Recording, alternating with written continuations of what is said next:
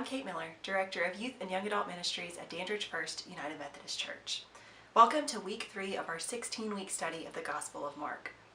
Each week we're reading a passage from one of the chapters of the book of Mark, so by the end of Easter week we'll have read the entire book together. So let's jump right in. Today we're going to read the first 6 verses of chapter 3. Let's go to the Word.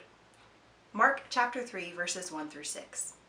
Another time Jesus went into the synagogue, and a man with a shriveled hand was there. Some of them were looking for a reason to accuse Jesus, so they watched him closely to see if he would heal him on the Sabbath. Jesus said to the man with the shriveled hand, "Stand up in front of everyone." Then Jesus asked them, "Which is lawful on the Sabbath, to do good or to do evil, to save life or to kill?"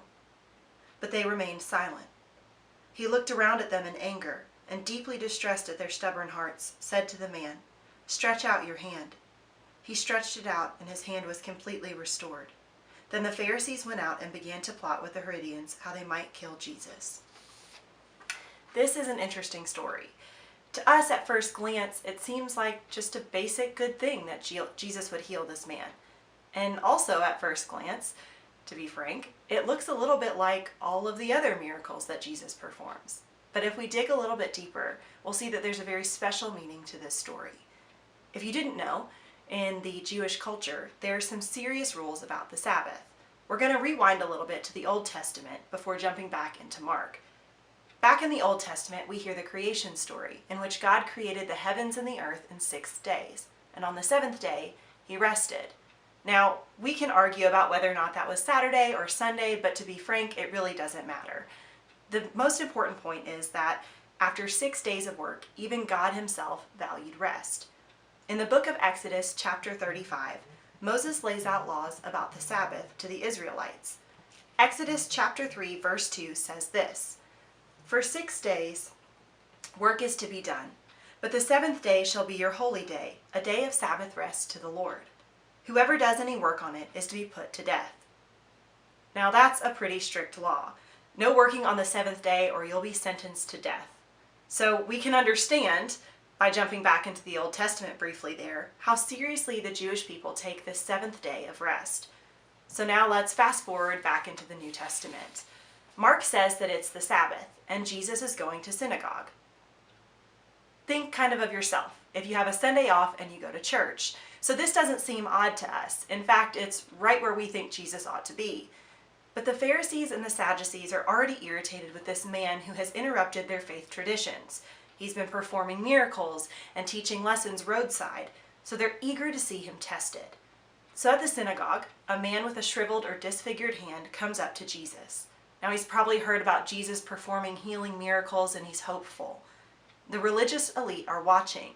They know the law of Moses, and they know that no work is supposed to be done on the Sabbath. Jesus, who also knows this law, is upset.